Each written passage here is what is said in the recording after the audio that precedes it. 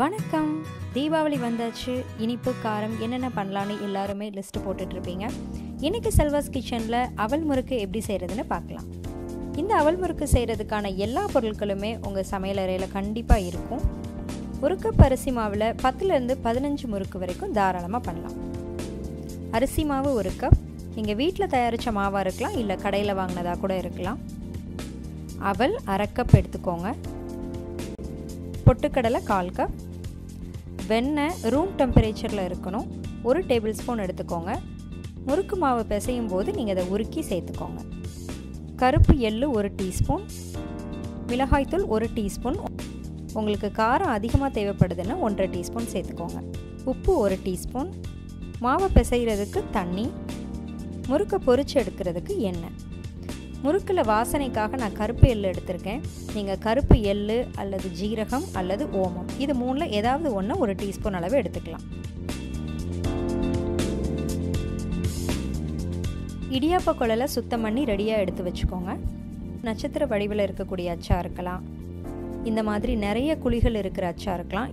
உங்களுக்கு எது விருப்பமான அச்சோ அதை எடுத்துக்கோங்க.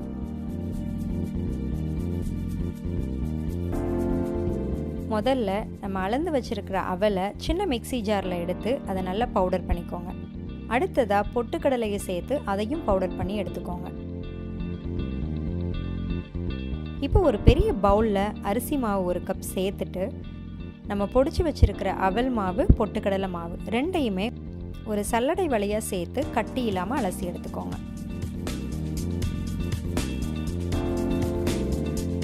கருப்பு எள்ளு, மிளகாய்த்தூள், உப்பு, உருக்கி வச்சுருக்கிற வெண்ணெய், இது எல்லாத்தையுமே சேர்த்து ஒரு கரண்டி வச்சு மிக்ஸ் பண்ணிக்கோங்க. நம்ம சேர்த்த பொருட்கள் எல்லாமே மாவோட ஒன்றி இருக்கிற மாதிரி கை வச்சு நல்லா பெசறி விடுங்க. உப்பு சரியாக இருக்கான்னு கொஞ்சமாக மாவு எடுத்து செக் பண்ணி பார்த்துக்கலாம். இப்போது கொஞ்சம் கொஞ்சமாக தண்ணி சேர்த்து மாவை எல்லாம் ஒன்று திரட்டி கையில் ஒட்டாத பதம் வர்ற மாதிரி பசைஞ்சு வச்சுருங்க.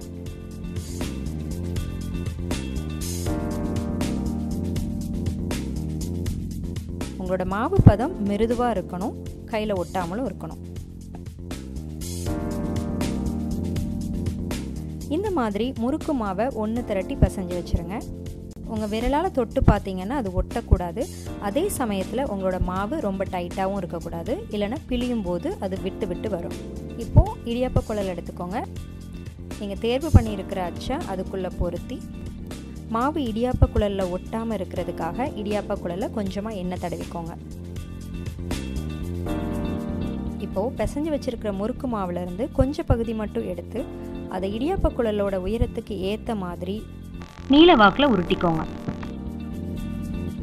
இடியாப்ப குழலோட முழு உயரத்துக்கு ஏற்ற மாதிரியும் நீங்கள் மாவை அழுத்தி அதில் வைக்கலாம். மாவை வைக்கும்போது கொஞ்சம் அழுத்தமும் கொடுத்துருங்க. நம்ம பிசைஞ்சு வச்சுருக்கிற மாவை மூடி வச்சிடலாம். மூடி வச்சு மூடிடுங்க. அப்படி இல்லை ஈர காட்டன் துணியை நல்லா பிழிஞ்சு அதை மூடி வச்சுருங்க, இல்லாட்டி காஞ்சு போயிடும். முறுக்கு மாவை தயார் பண்ணியாச்சு. அதை இடியாப்ப குழலுக்குள்ளேயும் நம்ம பொருத்தி வச்சாச்சு. இப்போ நம்ம முறுக்கை சுடுறதுக்காக எண்ணெயை சூடு பண்ணிடலாம். எண்ணெயை பொரிக்கிறதுக்காக அடிக்கணமான கடாயை ஒன்று எடுத்துக்கோங்க. தேவையான அளவு எண்ணெய் சேர்த்ததுக்கப்புறமா மிதமான சூட்டில் அந்த கடாயை சூடு பண்ணுங்கள். எண்ணெய் சூடாகிட்டு இருக்கிற அந்த நேரத்தில் முறுக்கோட வடிவத்தை பிழிஞ்சு வைக்கலாம். நான் 2 தட்டையான கரண்டி எடுத்திருக்கேன். இதில் கொஞ்சமாக எண்ணெய் தடவிட்டு முறுக்கு வடிவத்தை இதில் பிழிய ஆரம்பிக்கலாம். நீங்கள் எந்த விதமான இடியாப்ப குழல் உபயோகப்படுத்துகிறீங்களோ அதுக்கேற்றவாறு நீங்கள் அழுத்தம் கொடுங்க. முறுக்கோட வடிவத்தை பிழியும் போது மேலே மேலே நிறைய சுத்தாதீங்க. உள்ளே இருக்கிற அந்த முறுக்கோட வடிவம் வேகாமல் இருக்கும். நான் இன்னைக்கு நிறைய ஓட்டை இருக்கிற அச்சு எடுத்துருக்கிறதுனால ஒரு தடவை சுற்றி வரும்போதே பெரிய முறுக்கு மாதிரியே தெரியும். முறுக்கு பிழியும் போது முடிகிற அந்த பகுதியை லைட்டாக முறுக்கு மேலேயே அழுத்தி விட்டுருங்க. இப்போது எண்ணெயோட சூட்டளவை சோதனை பண்ணி பார்த்துடலாம்.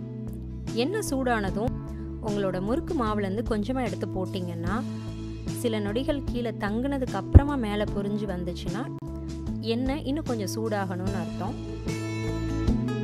இதே மாதிரி உடனேயே மேலே பொரிஞ்சு வந்துச்சுன்னா கரெக்டான அளவு வெப்பத்தில் தான் அது சூடாயிருக்குன்னு அர்த்தம். இந்த நேரத்தில் கரண்டியில் பிழிஞ்சு வச்சுருக்கிற முறுக்கை மெதுவாக நீங்கள் அதில் சேர்த்துடலாம். முறுக்கு போட்ட உடனேயே உஷ்ஷுன்னு சவுண்டோடு அது பொரிஞ்சுக்கிட்டே இருக்கும். ஓரளவு வந்ததும் நிறைய முட்டைகள் அதில் அடங்கிடும். இப்போ நீங்கள் உங்களோட முறுக்கை திருப்பி போட்டுடலாம். முழுவதும் அந்த முட்டைகள் அதாவது பபிள்ஸ் எல்லாமே அடங்கினதுக்கு அப்புறமா நீங்கள் முறுக்கு எடுத்து எண்ணெய் வடிகிறதுக்காக பேப்பர் டவலில் வச்சிடலாம்.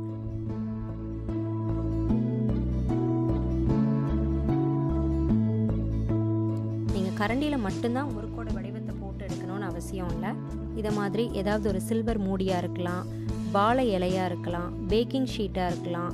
நீங்கள் அடிக்கடி முறுக்கு பிழிஞ்சு பழக்கம் இருக்குன்னா நீங்கள் நேரடியாகவே எண்ணெயில் முறுக்கு பிழியலாம். கண்டிப்பாக இந்த தீபாவளிக்கு இந்த முறுக்கை ட்ரை பண்ணி பாருங்கள்.